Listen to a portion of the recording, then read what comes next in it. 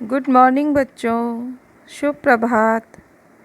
मैंने अपने पिछले वीडियो में आपसे अपने आगामी वीडियो में पाठ 1 सुख दुख के अभ्यास कार्य के विषय में परिचर्चा करने के लिए कहा था।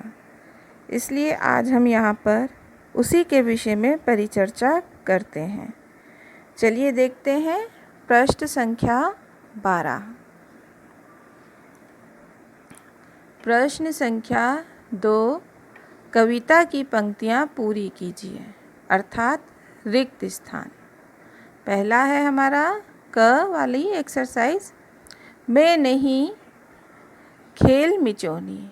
अब हमको यहाँ पर इस बीच में जो जिन जिन पंक्तियों का प्रयोग किया गया है उसको लिखना है। तो अगर हम देखते हैं तो कवि महोदय ने यहाँ पर लिखा है, मैं नहीं चाहता चिर सुख, मैं नहीं चाहता चिर दुख। इसलिए हम यहाँ पर लिखेंगे मैं नहीं चाहता चिर सुख दुख। फिर आगे की हमारी पंक्ति है सुख दुख की खेल मिचोनी। अब यहाँ पर भी सुख दुख आ गया और यहाँ पर भी सुख दुख आ गया है। तो हम भावों की गंभीरता को दर्शाने के लिए यहाँ पर अल्प विराम चिन्ह का प्रयोग करेंगे, जैसे कि मैंने यहाँ पर किया है। आपको दिखाई पड़ रहा होगा, यहाँ पर मैंने अल्प विराम चिन्ह का प्रयोग किया है। ख, फिर घन में हो घन। अब हमें पहले ही एक्सरसाइज की तरह फिर से करना है। फिर घन में ओझल हो शशि, फिर शशि से ओझल हो घन। अब यहाँ पर घन का अर्थ है बादल, ओझल का अर्थ है अदृश्य, शशि का अर्थ है चंद्रमा। तो इस प्रकार हम यहाँ पे उन्हीं पंक्तियों को लिख देंगे। फिर घन में ओझल हो शशि, फिर शशि से ओझल हो घन।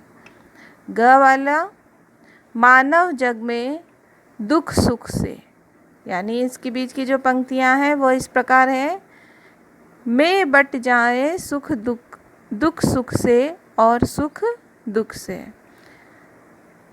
घ वाली एक्सरसाइज चिरहास जीवन का, इसके बीच में पंक्तियाँ प्रयोग की गई हैं, अश्रुमय आनन रे इस मानव। इस प्रकार पूरी पंक्ति हो गई, चिरहास अश्रुमय आनन रे इस मानव जीवन का। इस प्रकार हमारी प्रश्न संख्या 2 का समस्त अभ्यास कार्य पूरा होता है। चलिए अब हम आगे बढ़ते हैं। प्रश्न संख्या 3, सही उत्तर पर सही का चिन्ह लगाइए, अर्थात जो भी आपका इसमें से ऑप्शन सही है, विकल्प सही है, उस पर हमें सही का चिन्ह लगाना है।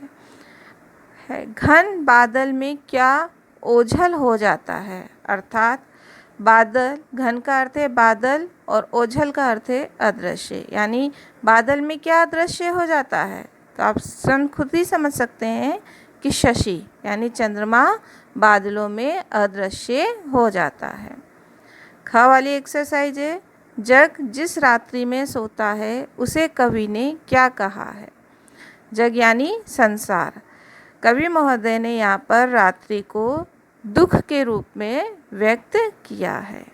ग वाली एक्सरसाइज, जीवन सुख दुख के मधुर मिलन से बनता है, यानी जब जीवन में क्या कवि महोदय का आशय है कि जब जीवन में सुख दुख का मधुर मिलन होगा तो क्या होगा, हमारा जीवन परिपूर्ण होगा। अर्थात यहाँ पे परिपूर्ण वाला ऑप्शन आपका सही हो जाएगा।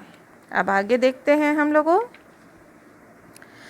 घ वाली है, जीवन डैश का आंगन है, यानी इसके बीच में किसका आंगन है, बीच में जो रिक्त स्थान दिया गया है उसमें से हमें यहाँ पर सही शब्द का चयन करना है। तो जीवन का आंगन है, किसका आंगन है, सांझ और उषा का, अर्थात दुख और सुख का आंगन है। ड़ वाली एक्सरसाइज है, मानव जीवन का आनंद। आनंद का अर्थ होता है चेहरा, कैसा है, तो कैसा है मानव जीवन का आनंद, हास और अश्रुमय। हास का अर्थ है हंसता हुआ और अश्रु का अर्थ, अश्रुमय का अर्थ है रुलाई से युक्त, यानी कभी हमारे जीवन में सुख आता है तो कभी दुख आता है। आप प्रश्न संख्या 4 इस कविता का भावार्थ अपने शब्दों में लिखिए। इस विषय पर हम अपने आगामी वीडियो में परिचर्चा करेंगे। प्रश्न संख्या 5 प्रतीक शब्दों के भाव यानी सुख दुख लिखिए। भाव यहाँ पे जो ये दिए गई हैं, हमें जो विकल्प दिए गए हैं, इसमें हमें ये बताना है कि किसका शब्द सुख के रूप में प्रयोग किया गया और किन शब्दों का प्रयोग दुख के रूप में किया गया है। पहला का वाला है हमारा शब्द हास। हंसते हम, हास का अर्थ है हंसना। हम कब हंसते हैं? जब सुख होता है। सांझ को यहाँ पर कवि महोदय ने दुख का प्रतीक बताया है, क्योंकि सांझ होने पे क्या होती है, हम सारी जितनी भी पूरे दिन की क्रियाएं होती है उसको समाप्त करके विश्राम की अवस्था में होते हैं। इसी प्रकार से निशा शब्द है, इसमें भी हम विश्राम करते हैं, इसलिए यह भी दुख का प्रतीक होगा। शशि का अर्थ है चंद्रमा। चंद्रमा जैसे जब निकलता है तो हमें एक सुख की अनुभूति होती है, शीतलता प्रदान करता है, इसलिए यहाँ पर सुख का प्रतीक है। उषा भी यहाँ पर सुख का प्रतीक है, क्योंकि उषा का अर्थ है सुबह, और जब सुबह होती है तो हम सभी एक नए संकल्प को लेकर उठते हैं और उसी के अनुसार अपनी दिनचर्या निर्धारित करते हैं। दिवा भी यहाँ पर सुख का प्रतीक है, क्योंकि दिन भर हम ऊर्जावान होकर कार्य करते हैं। घन यहाँ पर कवि महोदय ने दुख का प्रतीक बताया है। और अश्रु तो आप सभी जानते हैं कि जब हम दुखी होते हैं तभी हमारे अश्रु आते हैं, इसलिए अश्रु यहाँ पर दुख का प्रतीक है। अब आगे चलते हैं भाषा बोध की एक्सरसाइज पे, अभ्यास कार्य पर। निम्नलिखित शब्दों के समानार्थक शब्द लिखिए। समानार्थक, इसका अर्थ है समान अर्थ वाले शब्दों का प्रयोग करना है। अब अश्रु के लिए हम किस शब्द का प्रयोग करेंगे? यहाँ पर जैसे आंसू, तो यहाँ पर हमने आंसू शब्द लिखा है। सांझ को हम क्या कहते हैं? सायकाल भी कहते हैं, इसलिए हमने यहाँ पर साय शब्द का प्रयोग किया है। शशि को हम चंद्रमा कहते हैं, इसलिए यहाँ पर हमने चंद्रमा शब्द का प्रयोग किया है। प्रश्न संख्या 2 निम्नलिखित शब्दों के विलोम शब्द लिखिए। विलोम शब्द का अर्थ होता है विपरीत अर्थ वाले शब्द। जैसे यहाँ पर सुख दुख हैं। विरह का मतलब होता है दूर दूर रहना, तो विरह का वो विपरीत होगा मिलन शब्द। हास का अर्थ होता है हंसना, तो इसका होगा रोना। यानी यहाँ पर कवि ने हंसने के साथ अश्रुमय शब्द का प्रयोग किया है, अर्थात रोना। दिवा का अर्थ है दिन, और दिन का विपरीतार्थक होता है निशा।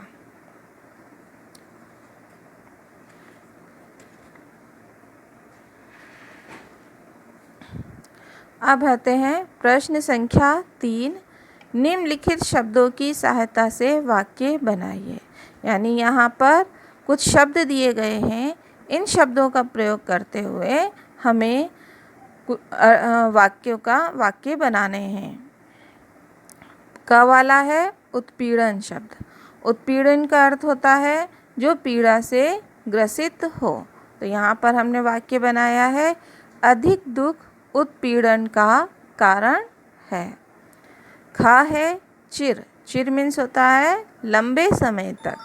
मनुष्य चिर दुख और चिर सुख नहीं चाहता है, अर्थात मनुष्य लंबे समय तक ना तो दुख चाहता है और ना ही सुख की इच्छा रखता है।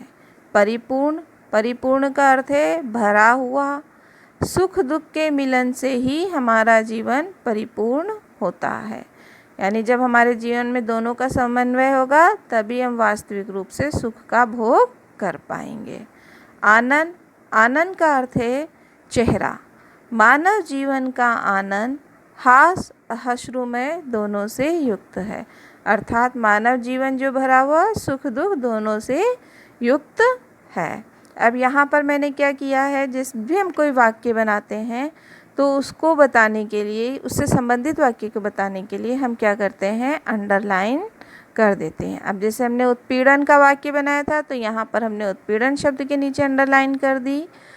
चिर शब्द का प्रयोग किया था, तो हमने चिर के नीचे अंडरलाइन कर दी है। इसी तरह परिपूर्ण है, तो यहाँ पर हम इस तरह से अंडरलाइन कर देंगे। और जो आनंद शब्द है, इसमें भी हम आनंद शब्द के नीचे अंडरलाइन कर देंगे।